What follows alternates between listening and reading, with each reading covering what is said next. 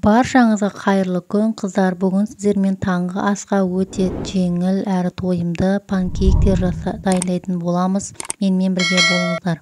Алдымен таза ыдысымызға 3 жұмыртқаны жарып, үстінен құмшекер, қант сеуіп, венчикпен жақсылап араластырамыз. Үстінен 1 стакан айран құйып, тағы да араластырамыз. Ұнымызды електен 2-ге бөліп өткіздім.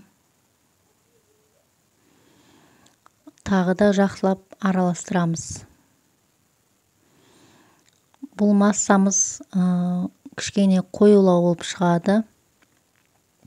Арасында іртік қалмау үшін жақсылап араластырамыз. Және 1 стакан ыстық қайнаған суға жарты шай қасық сода салып, жаңағы қою массамыздың үстінен тағы да құямыз. Венчикпен жақсылап араластырамыз.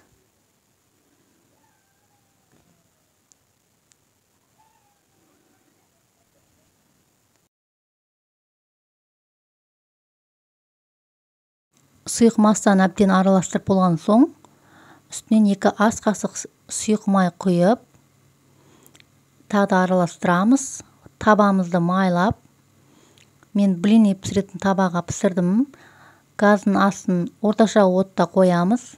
Және осылай ожаудың көмегімен домалақ панкейктердің формасын жасаймыз.